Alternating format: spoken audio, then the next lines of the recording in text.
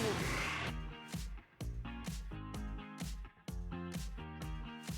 All right, welcome into Extra Time. Only winners on this Extra Time. Big winners indeed, because we've got a World Cup winner in Frank Leboeuf that is joining us.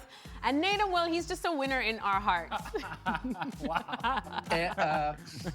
Thanks, Alexis. Alexis. Yes, Frank. Don't be that bad with Nedum, because I just heard during the show that you are a big friend with a girl who plays for Manchester City. I know. You are saying that Manchester City are getting great. You are saying that Manchester City have the best striker in the women's football. You, Alexis Nunes.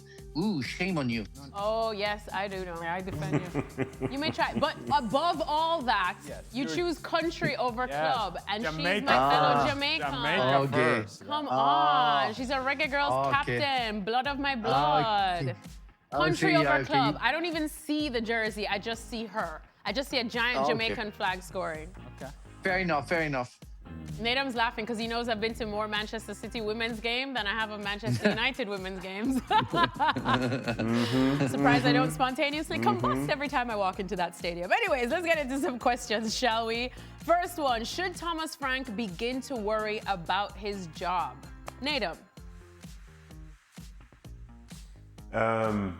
He doesn't really come across as somebody that is a worrier as such, and I think he's been putting out some quotes after the game talking about how he knows this is going to take a long time to fix.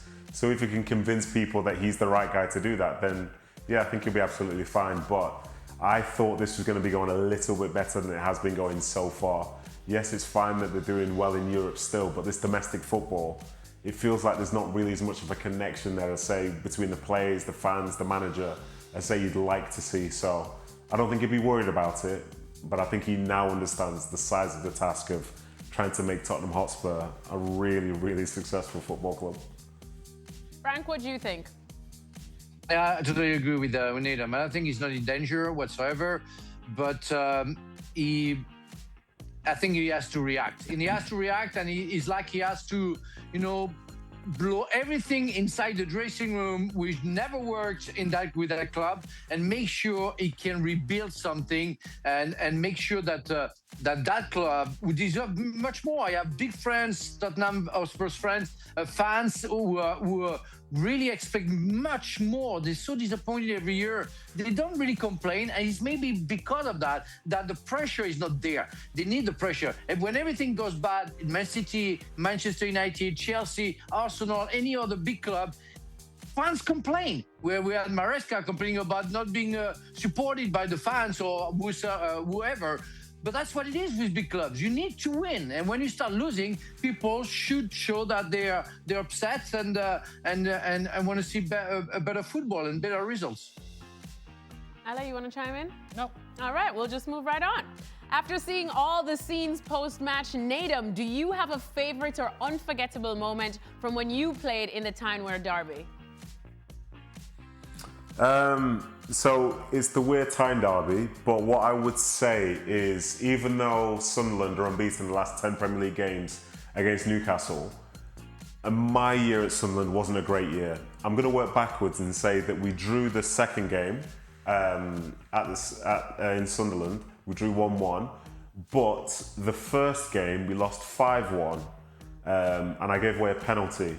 So I will say the highlight for me was Darren Bent scoring to make it 5-1, because then at least we had something to remember as a positive from the day itself. So yeah, I very much enjoyed today, but maybe it's because it distances myself and that previous game from 15 years ago.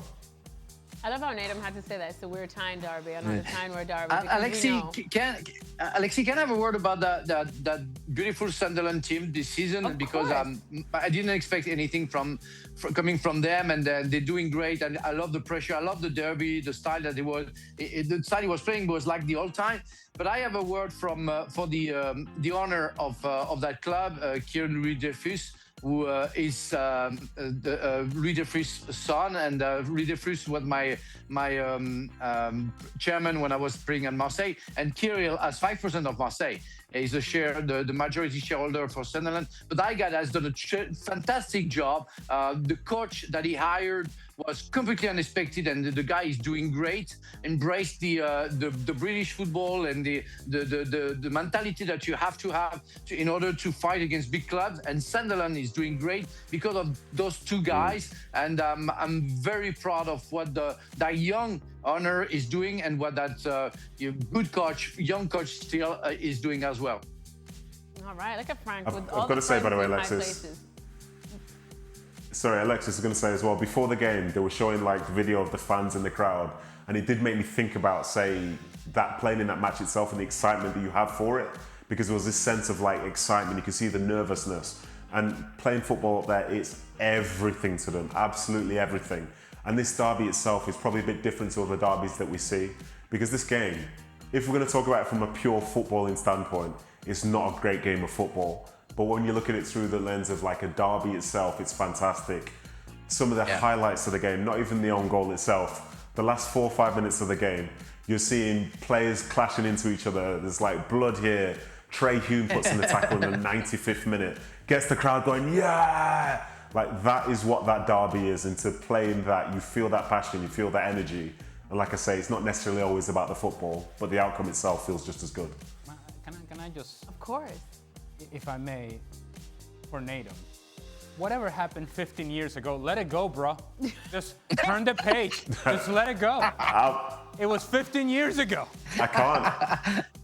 I can't. But what I'm doing, Ale, is I'm trying to get ahead of it, because if I don't mention it, someone else will mention it to me. So if I hold my own trauma, then everything will be okay. There we go. I promise you, Nedum, that I will never bring it up. Not ever, ever, ever, ever. All right, next question. If Liverpool are unable to sign Marc Guéhi in January because Palace won't let him leave, should they then try to get someone else in January and move on from him? How crucial is a centre-back signing in January for Liverpool to reach top 4? Ale, do you want to crack at this one? Go to our defenders? Well, go to Frank, who wants to talk. Frank, let me go to you first on this one. No, you misunderstood, my move, But I think it's more a general issue that Liverpool has.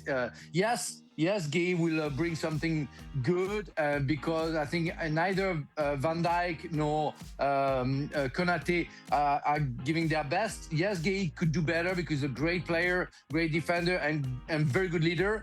But that's all. I mean, we know that on the flanks they have to get better players. We know that in the middle of the park, McAllister, Gravenberg are only the shadow of themselves, I would say. And Liverpool still have to improve at front, except from Ekitike. So it's not only because they're going to get Guéhi that they maybe can reach the first 4 spots of the Premier League. I think they need much more, and maybe they should more focus on what they have to do together than only hoping for one player to change everything.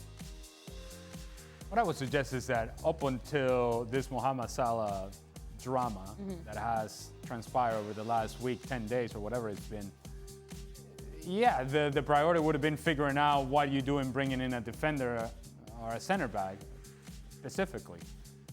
But now the Mohamed Salah conversation also sort of kind of barges itself into the room and onto the table, and you have to figure out, what do we do with Mohamed Salah?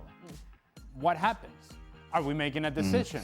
Is he part of the future for us? Is there a market for him out there in January that we could take advantage of and actually use that, whatever that market is, to then go and get that central defender that we're talking about? In all honesty, they had one single focus on one thing that they had to address. To Frank's point, there are more things that they need to address. And then out of nowhere in comes that Mohamed Salah conversation that then sort of diverts attention away from what should be your focus, which is improving the team. Nedum, you want it in? Nah, I'm all good. They've said okay, enough. good, because the next question is actually for you. He's still depressed from the previous questions. He's still feeling big feelings. All right, Nedum. Well, the next question is actually for you. Nedum, in hindsight, how productive was Manchester City's summer window? Reinders only sometimes starts. Nori hardly plays, and the club still doesn't have a proper right back. Do you think Cherki and Donnarumma have done enough to make up for the shortcomings of the other signings? Well, I think they're doing completely fine. I think Reinders himself, he started the season well, then he seems just run out of steam. But then in comes Ryan Cherki when he's in full fitness, and he's done very, very well. I think Ryan Nori would have played more if it wasn't for an injury, and the fact that Nico O'Reilly's ended up being somehow one of the best attacking left backs in the division. We're talking about a full England international now. So I don't think the window itself has been too bad for them. I think obviously they lost a ton of experience. But the fact is, some of those players are performing well, and I think some of the performances that Cherki's had in recent weeks have been really, really exciting. I think in time, once these guys start to settle down, because it tends to be the way that City go, like it tends to take 6 months to a year for these players to really find their feet, to really settle in and understand what the manager wants. I think they'll do really, really well. I think Nori will play more between now and the end of the season, but for now, Nico O'Reilly's playing so well that, kind of speaks for itself.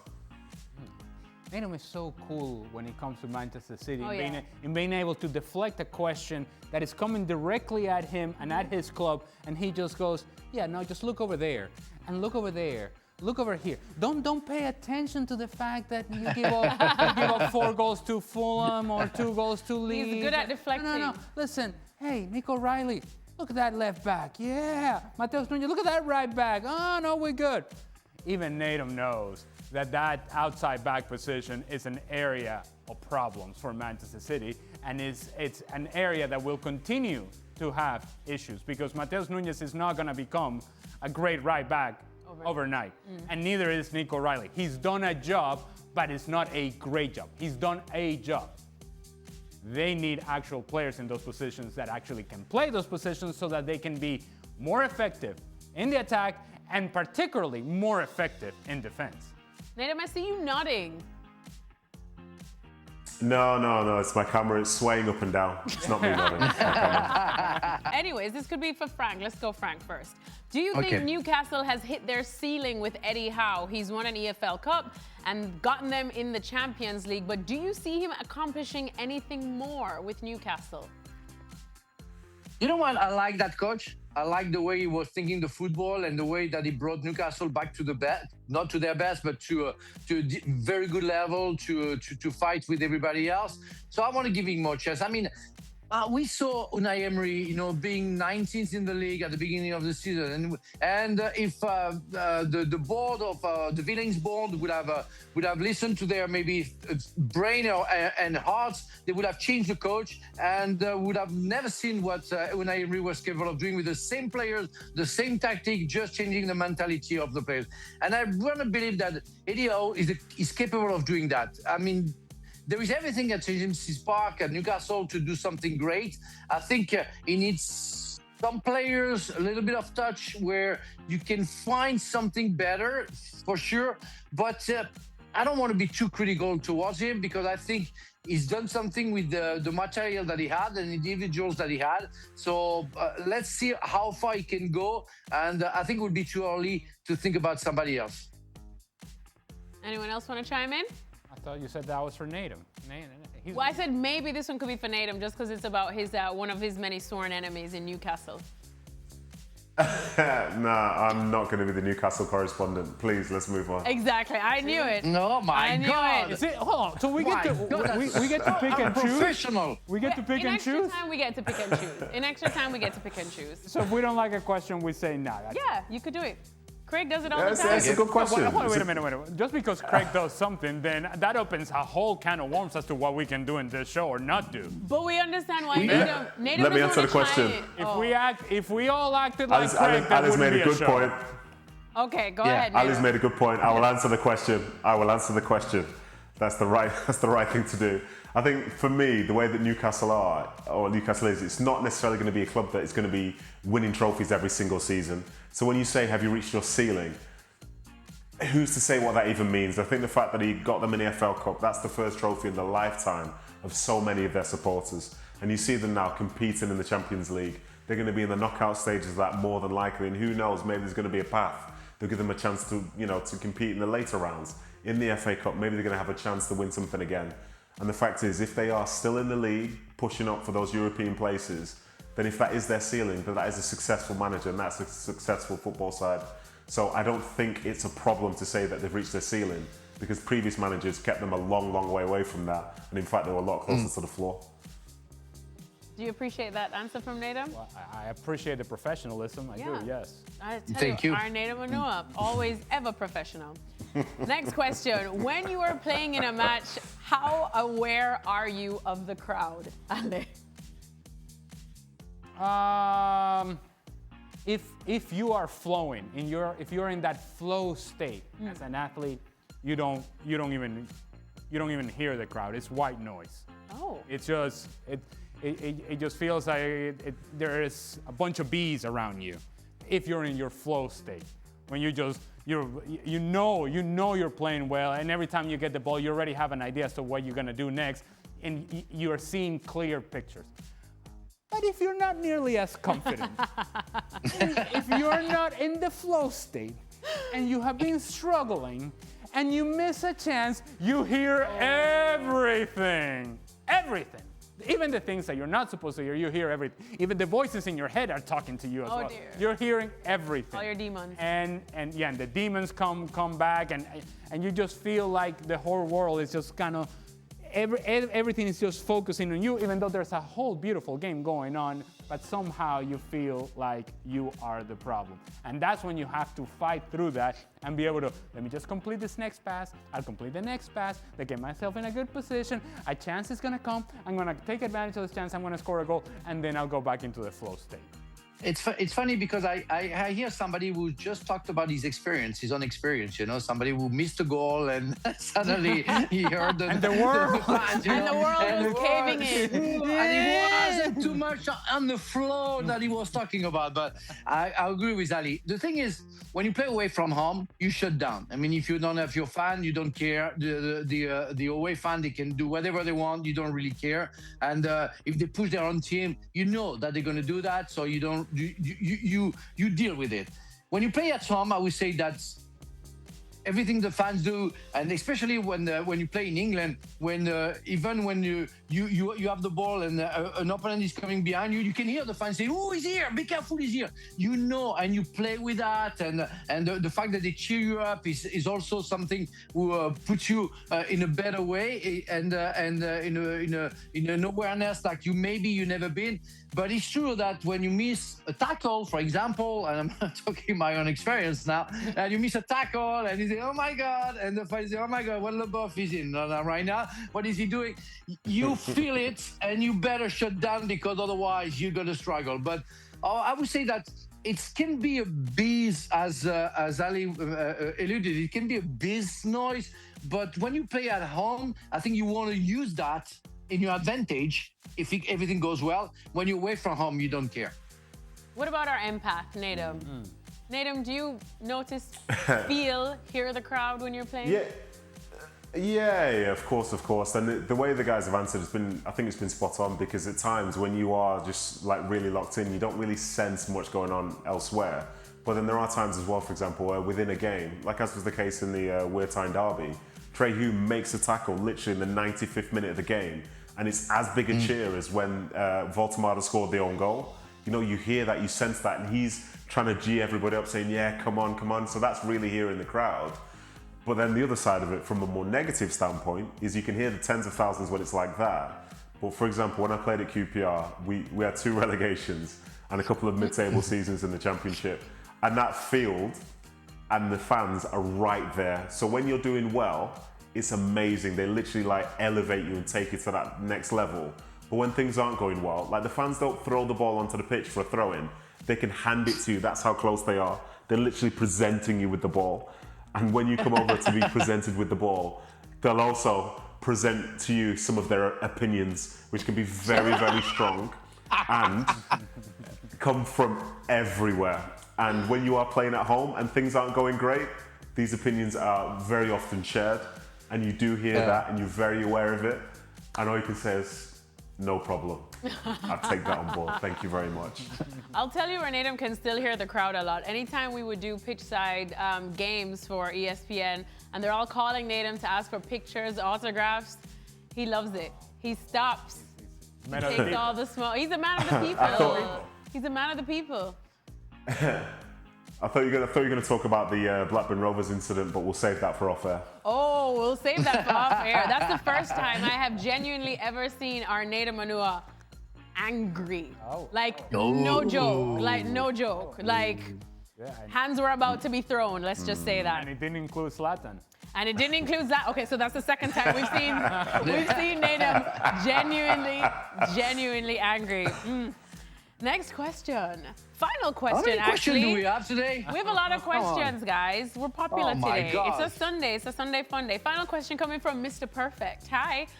What is their favorite Christmas movie for everyone? I don't have any Christmas movie. I can talk about the song. George Michael's song is my best Christmas song, but I don't have any favorite movie about Christmas. Yeah, Home Alone. Let's say Home Alone. It's fun. Right. That's a solid pick. Home Alone, times 2. All right, okay. I see they put a lot of thought into this. Wait, what did Nedum say just Home Alone, Home Alone as well? Especially okay. Nedum. Yes. Especially Nedum. Christmas Vacation. Christmas Vacation. Christmas Vacation. That's Solid one. Yeah, that's the one okay. right there. Well, though Home Alone is a Solid. classic. Yeah, I mean, sure, we can take that. But I'm gonna take Christmas Vacation. All right. Yeah, for the tree. Well, for the Christmas tree. Nobody asked me, but Frank, my favorite Christmas movie is The Theory of Everything. What? Oh, thank you very much. That's love. You know? definitely not Christmas. It's not a Christmas movie, Definitely but not whatever. Christmas. It's a great movie. It's like, I just knew because Frank loves that movie. There is great 17 seconds in that movie. I think. Yeah, but at least I had 17 seconds in that Yeah! Yes. What And a I have to man. say it's a little bit more, with the extra time. Yes, there was some Yeah, stoppage time. The Yes. extended cut. Get the extended cut. Yes. All right. Dr. Leboeuf, he is. Dr. He Leboeuf. is serious in that movie, you know? He is. He's bringing it. He No, I is. had He to. brought I had it. to. Well, if Come you on. want more from Dr. Leboeuf, as well as our empath Nedum and just good old Ale Moreno, we are on ESPN FC every single day. Remember, a nice edition is coming your way tomorrow with Dimitar Berbatov.